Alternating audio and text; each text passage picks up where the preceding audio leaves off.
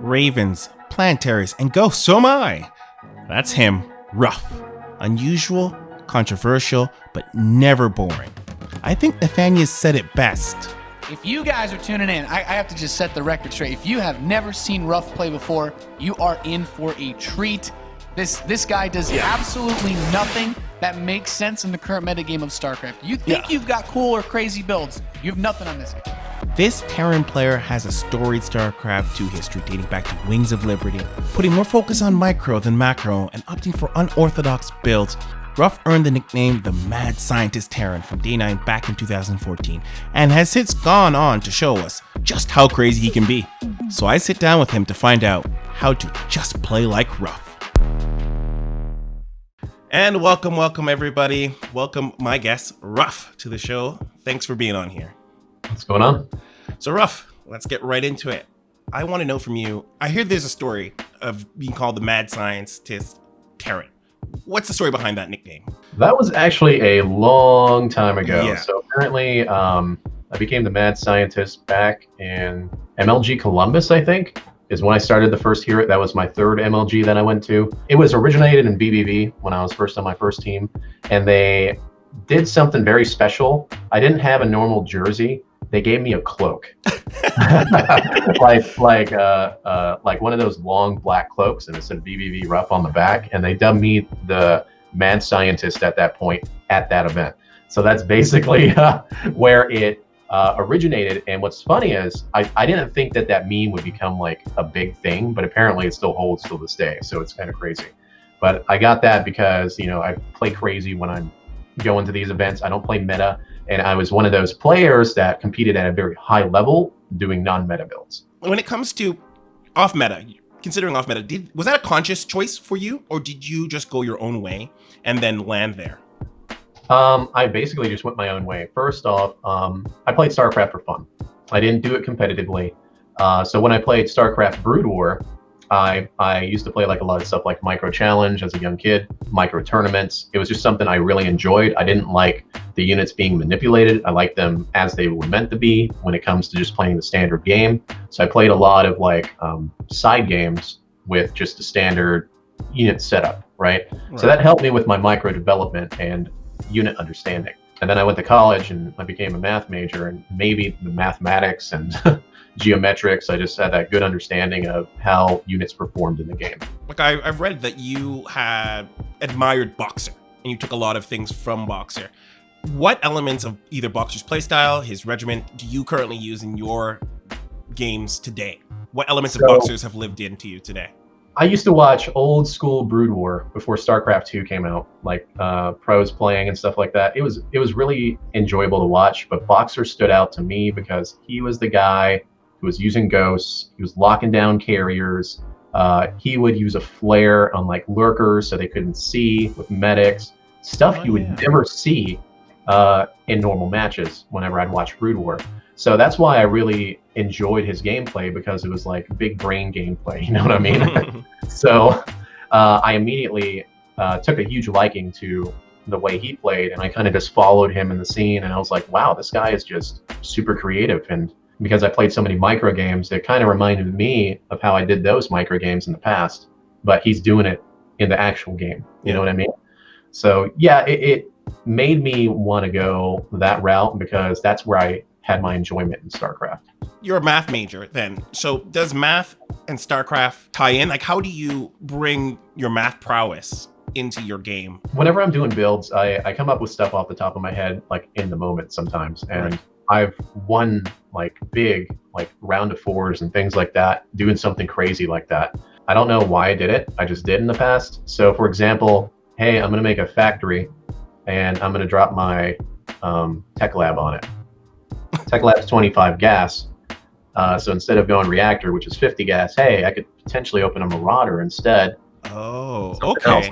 I substitute as I'm doing my builds and as I'm doing my build order, some of these units in and out. Are you formulating StarCraft strategies like like formulas? Are you making up like moving variables based on numbers that you're holding into your mind? Like that's what I'm envisioning. And I want to make sure I'm. Yeah, I actually do, and it's funny because I had such a hard time with the new changes in this game and the meta. I used to open up Reaper all the time, and then I would go into like mass Ravens or like mass Vikings behind Hellions, and that kind of got like nerfed in the game. And I was like, man, I'm getting hit with these hard early attacks where I can't get to where I want to be, and I keep losing. So I started thinking to myself, instead of making 2 Reapers, which is 100 minerals and 100 gas, I make 2 Marauders, which is 200 minerals but 50 gas, less on the gas. So I can mine a little bit more gas. I skip out on Concussive Shell because I don't need it, and then I kind of deflect the attacks. And now I'm doing these little attacks versus meta players in TVT, where it's like, oh, I'm opening up with 2 Reapers and a Hellion, but I've got 2 Marauders walking across the map, and they can't do nothing about it. So very small stuff like that. And by skipping Concussive Shell, it allows me to still get the factory extremely fast. Right. So I do little things like that to adjust my build orders when I'm playing, and they are actually effective, surprisingly. Are you tracking like maybe the efficiency of your different new builds? Are you keeping track of that somehow? No, I actually don't write anything down. I just kind of Okay. keep it all up here. So I will actually dig back into like some really old builds and come into tournaments and be like, okay, this guy, I can't beat him with anything, but you know what? I haven't done this in like a year, and this is actually a tournament match, so let's do it because I know it still works. So for example, if I open up with like double reactor racks with 4 times the Reapers being made, I don't do that very often. At least I don't. So, but I know it's super powerful versus Protoss. So it's like, if it's super refined, I usually don't use it anymore because when I compete, I see. Bring it out. You know what I mean? That's very old school Terran style. Korean style, where you keep these like pocket strategies that are not out there circulating and using it. I have one where I do a proxy factory and a proxy starport, and I drop 2 mines and I make the probes run around in circles and they're not mining, even though they're avoiding the mines. And then it gives me time to do like a Marine tank liberator timing push on them. Very simple stuff like that. If it's effective and it still works today, hasn't been nerfed by the patches, I'm still going to use it. It's just going to be in the back of my mind. So when it comes to tournament play, is it a lot more of the surprise that works on people, or is it the strategy itself? How much more is it that people have never seen this versus the strategy being super effective that when it works for you? So I would say it's a surprise. The surprise factor really throws people off, and lots of times they have an idea of what I'm doing, and then I'll make a small adjustment to it. So it's like, okay, this guy, Ruff's opening up with a reactor first on his racks. Oh, he must be, I remember him doing this proxy Widowmine build. And so then what they do is they go out and they try to scout for it. This is what happens in tournaments. But I take the risk and I sneak into the base instead and build it there. I'll do stuff like that in tournaments to really throw people off. So they scout it and they're like, oh, it's not here. It's not going to happen. And then it happens. You know what I mean? And then they're just like, what's going on? This shouldn't have happened. I scouted for it. Yeah, just very simple things. These are the rare times where only when I'm competing, I'll actually like sit there and I'll get into my thinking phase, and I'll actually like take my time between matches. When they're like, are you ready? I'm like, no, I'm not ready. I'm thinking about it. You know what I mean? Give me another minute. Like, I actually do that at live events. But I'll be honest, I haven't competed in a long time. I've been more streamer-esque the past 2-3 years. How important to you then is it to have new and fresh strategies on any given time? Since you're more doing streaming now rather than competing, do you find that you're still just creating strategies for your viewers, or are you still building up to that level of which, when the game is at a point, or where you're at a point, you're ready to get back into competing? I still practice for the competition. I don't do it for just the viewers. If I'm doing it for just the viewers, you'll see me go like Mass Nukes or something and just kind of have fun with it. I'll tell you right now, that'll drop me probably down to like Diamond or something. But I still try my hardest to get something to work, because if I can find it, then I'll start winning all my games. I used to be at a threshold where I was a top 50 Grandmaster, and I was like, man, my cheeses are not working anymore. These guys are on top of it. You know what I mean? I can't go Mass Reapers. I can't do this. How am I going to beat them? Turtle, camp up, and get the best army possible. Doesn't matter how many bases they have. If I have the ultimate army, I will win every fight one-sidedly. That's the way I saw it. Because the more units you have, it's just like any game. More units you have, the more you run over somebody, right? And that's what it feels like. obviously spellcasters and stuff in the late game had a big impact on those battles. So if you controlled correctly, well, sometimes you might just wipe out the entire army without losing anything. That's what I always strive for and aim for. It's the same with the battle cruiser thing. If I teleport them in time and don't lose them, hey, I can wipe out armies over and over and over again. Just a little repair here and there. But my speed and my timing is not there. And I'm still working on that. You mentioned that in tournaments you do a little bit of a mental thing there. Do you also do any other kind of mind games like with your opponents in tournaments, live events? Do you have like other kind of mental games you might have played? When I was younger, lots of times when you would compete versus the person that you're playing versus, they would actually be like on the other side. That's how the MLG had it. Yeah. So if I had my monitor here, he had his monitor right like behind me. Yeah, like head to head. Yeah, like almost head to head. So there'd be times where when we're talking about what map we want to play, because we would just communicate, I'll just keep like the evil grin all the time. And I don't know if that like gave a little insecurity for my opponent, but hopefully it made him like super nervous, because for some reason in tournaments or even live events, I just don't get nervous. Even when I first started, the only time I ever got like super nervous, I think, is when I got to like round 4 or something in one of the bigger tournaments. I don't remember which one it was. And I ended up facing like a Korean player, like, Bomber.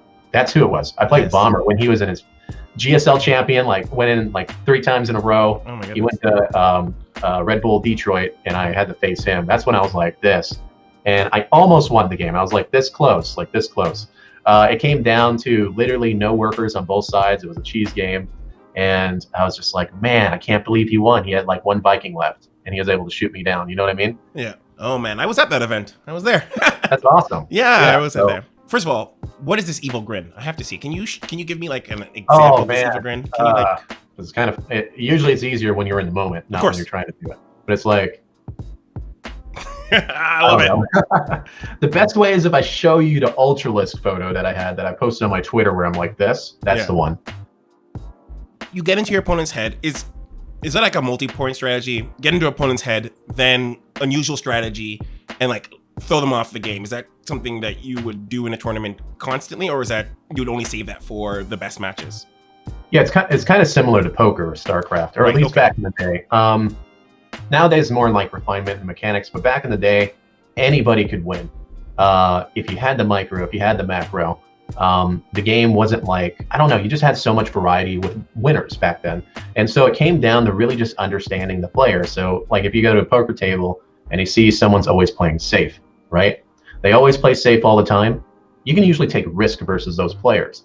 But if you see a player that's just kind of like throwing it out there, you see that he's losing hands and stuff like that, you're like, okay, maybe you can play safe versus him instead. You know what I mean? Kind of like switch the roles around. That's how I used to observe some of the players. So when I play them on the ladder, I kind of observe how they like to play. Oh, this guy always does the same thing. Well, that means he's good at doing the same thing. Let's exploit it, right? So you'll see a lot of people who go into tournaments that don't have as much variety in builds. And I would just kind of break that. And when it came to players who had like that creativity, like I used to play Cats and Fitzy here and, Nina Puck back in the day, I would take more risks versus those players because then it came down to a micro battle. You know what I mean? Okay. Who would micro better over like the macro, because back then I wouldn't be able to beat some of those players with macro because my macro is just not that good. We use the word strategy, I think, a lot. And I think the general populace would use the word cheese sometimes to describe the way you play. How do you see the difference between strategy and the perception of cheese? That's a good one. Cheese, in my opinion, is something where you can do a lot of damage early on. That is how I kind of define cheese. If it's a good strategy, and like let's say you go into like a three base build, and then you're macroing and you use like different kind of units, I don't consider that cheese. It's just like a different composition that you usually don't see.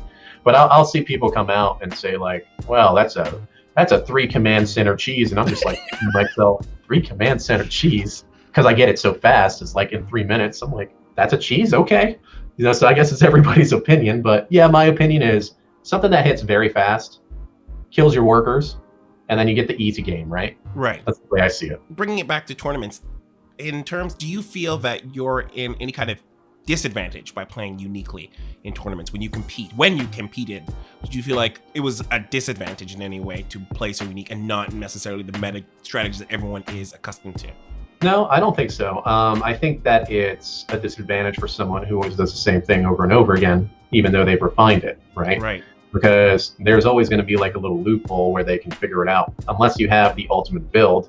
I actually had some ultimate macro builds back in the day where I would force a late game because there were players that I couldn't compete against by cheesing them or trying to like two-base them. I had to get them in the late game in order to beat them. And this is like top tier, like NA or Korean players. And I would get what I would call the ultimate composition, but I knew ways how to get there and stay alive. Like nowadays, I feel like there is an ultimate composition versus, for example, Protoss. It's mass battle cruisers with a few ghosts and a Raven for the Shredder missile. You can wipe out anything with that army. That's what it feels like, at least. But I have a hard time getting there. Back in the day, I never had a hard time getting there because I had like the right macro build to do it. Right. Okay. Yeah. That's where I lack in the competitive scene now. I can't get that composition because of the way I play, but my cheese is still there. My timing attacks are still there. So I can get up there on the ladder, but every day I'm practicing macro because I want to find that build that can get me to that 30-minute game. You know what I mean? Right. Do you find then it's more for you a matter of time than just the way you play? You know, a lot of players when they play macros, they just play that meta build and try to perfect that meta build in terms of their internal skills and abilities. Do you feel that you've already have those skills and abilities, and it's just you're just trying to rework the game in a way that matches your abilities, as opposed to matching your abilities to the game? It's been such a long time since I've tried to be a meta player that I almost feel like I've forgotten how to do it. Back in the past, I could do it, and it wouldn't be a problem. I'd go Bio versus Protoss, no problem. And then nowadays, I've tackled it a couple times, and I'm like, why do they have so much stuff now? This is so weird. I'm not used to it because I just never touch it, right? I try to stick to what I feel like is going to beat everything in the late game. That was always my goal in the past. Back then, it was Ravens, tanks, and Vikings, right? Even versus Protoss, if you did it correctly and the army came at you, you threw down auto turrets in front of your tanks, you would still beat all the zealots and stuff if you knew what you're doing. Same with like throwing an EMP in there or something. But nowadays, it doesn't work, because there's a lot of changes. You don't have point defense drone. Tempest will blow you up. You know, you can't block the shots. So I go for this other kind of composition, and I know it's battle cruisers. In the back of my mind, it is.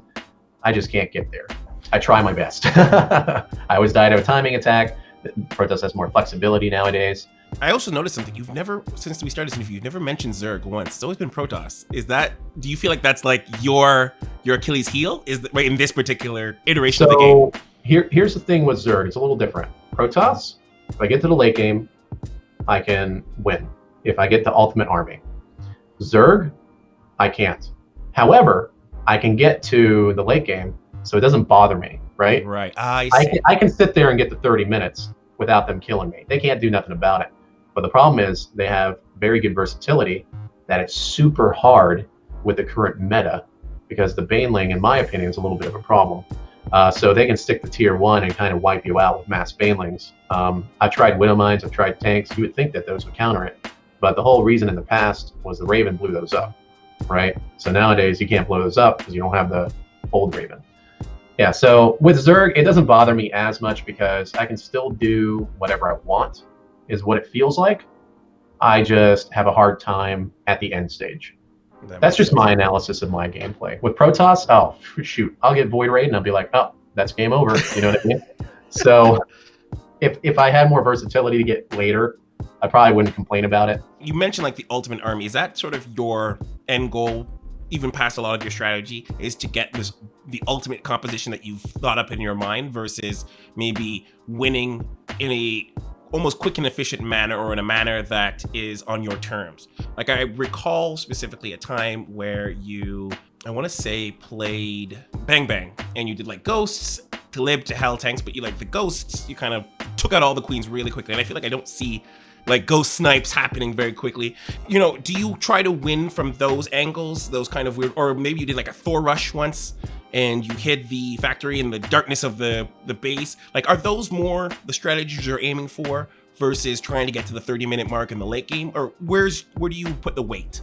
So this is actually a really good question. So the reason I did that Ghost build is because during that time, I felt like the ultimate composition versus Zerg is Thor, Ghost, and Hellbats for the late game. Yeah. So I start to think to myself, what is an opener that can start setting me up for that army comp that I'm going for? And I started thinking, you know what, can I open up Ghosts? Because I'm going to need them later on. And that's basically how I do some of these builds is I tell myself I need to go for this army comp. And if I win the game earlier, great. But if not, then I go to that late game and I have those units. Oh, that's an interesting way of looking at it. I feel like Cost efficiency, basically. Yeah, wow. I didn't even, because like when I think of StarCraft and how I traditionally play, I do, follow the meta. It feels like you're just building from one army stage to the next, and your, units become obsolete as you move forward in certain areas. Exactly. While you've planned your end game, and you like are building to that composition that you want at the end. You might move pieces earlier, and then at the end they're still valuable. I sounded like it's a little epiphany. That's why I always back in the day, I would turtle up, get a couple tanks out versus Zerg, and then I'd immediately go 2 starport. I would maybe do like 2 Banshees of Wrath, and it would be nothing but Ravens and Vikings. It's already setting up for that late game. Already there for the late game. You're essentially preparing for the late game in the early game. And so, like I said, because I felt like the air units versus Zerg just don't work because Corruptors are strong, Infestors stop you from teleporting battle cruisers, mind control, parasitic bomb, right? I feel like air units are just not good. So I went for the ground units. And if you EMP Vipers, you EMP Infestors, you move with these giant clunky Thors and Hellbats, what are they going to do, right? But I ran into a new problem, which is Lurkers, ever since they've upped the range. So I'm working around that, but it's involving the same kind of army comp, but with tanks. Does that mean that you rarely have like a mid game? It's like it's either early or late. Is that exactly? I don't really have a mid game at all. It's either it's ending fast or it's ending late. Can you tell me a time where you've beaten a player that others would consider way above your level? Can you tell me a story about a time you beat a player that people? I have highlights on my Twitch channel, and I beat GSL champion True 5 games in a row. And this was when he was the reigning champ coming to the States. He went to like Montreal and Canada and competed. Yes. He always won first place. That was during a time he always won first place. And when I met him at Cheesadelphia in Philadelphia, right? Because he's on my team, he always was interested in talking to me. He's like, Ruff, I want to do strategies, this and that. How do you do this stuff? And I was listening, when I hear that stuff coming from a champ, it made me feel like really good about like my play style and how I did things. But yeah, I've got the highlights on there, and it shows me going like 3 starport Banshee Liberators versus him and crazy stuff like that just threw him off because it's just not meta, right? I'm not sure what his reactions were, but there's a lot of respect I noticed from Korean players that if you play really well in the game, they have like this huge respect for you, and they want to talk to you, they want to learn. They're always trying to learn how to get better, is what my indication of how these players in Korea are. Like you were contemplating retirement maybe a couple of times, at least one time. What was the conversation in your head that walked you back from that? So I remember the first time it happened was like 3 years ago. This is when I started a family and everything too. And I already had like a lot of stress on my plate. So I remember I wasn't making that much from StarCraft, and it was maybe like, less than 600 when I was doing it back then. I just thought about it. I'm like, you know what? The one thing that just kept me going is I thought about the people that I met on my stream, the friends that I've met, the people that like to talk to me on there, especially, the people who are just active in it. And I think about them, and it made me want to go back. And I had this conversation with my ex in the past. The reason I keep doing this is because I like the people. I like the people who watch my stream. I'll admit the second time that it happened, I started thinking for myself. So I started thinking a little bit about myself, and I'm like, you know what? I need to do what's good for me. And right now, StarCraft is still good, and it still makes my friends and stuff happy. But if I had to stop and I did get something like really good, work-wise, I would do it. But to be honest, like when I look at work in real life, do I want to go 8 hour, from 8 in the morning to 5 p.m. every day, Monday through Friday? Not really. If I found something that was flexible that I could enjoy like a lot, like StarCraft and streaming, yeah, I'd probably do it. But I'm here because the viewers are great. So, and it puts on the feels a little bit. It's almost like I can't stop. You know what I mean? Oh, I know what you mean. I'm chained down. I know what you mean. I've definitely found myself in that situation where I have had to have that honest conversation with myself where I'm like, should I go to another game? But I've met so many friends, and those people have been in my life for an unusual amount of time, I think. Because I think especially as becoming an adult, it feels like people just come in and out, or maybe change jobs and those people are gone. But the people in the community I've made, I've met in StarCraft feel like they've been there forever. All right, so we're coming to the end of this interview and coming to the end of this episode. But I want to ask you, and I like to ask my guests, if you had a magic wand and you can change anything about StarCraft, anything, doesn't matter, gameplay wise, community wise, anything in StarCraft, what would you do? What would you change? Obviously, I would love to go back to Hearted Swarm because I felt like there were so many different winners back then. Terran, Zerg, Protoss, it came down to strategy. I like that a lot, but I don't want to shrug off Legacy of the Void either. If I could, I would go back in time maybe 3 years, because I felt like that was before Maru started reigning. There was still so much variety in the game, and a lot of strategy too. So the biggest thing with that magic wand is take me back in time to the great times. You know what I mean? That's what it feels like. Yeah. Is there a shout out, someone in your community? Who would you like to take this opportunity to shout out and thank? Oh man, well, obviously a big shout out to my viewers out there, because you guys are awesome. I wouldn't be here streaming and doing what I do and doing what I love without them. Big shout out to Psystorm as well. My team, I've been with them for a long time. I met a lot of good friends over there on Psystorm too. They're all actually really good people and very passionate about the game. So there's my shout outs. Got it. Thanks a lot. That was good. I love it.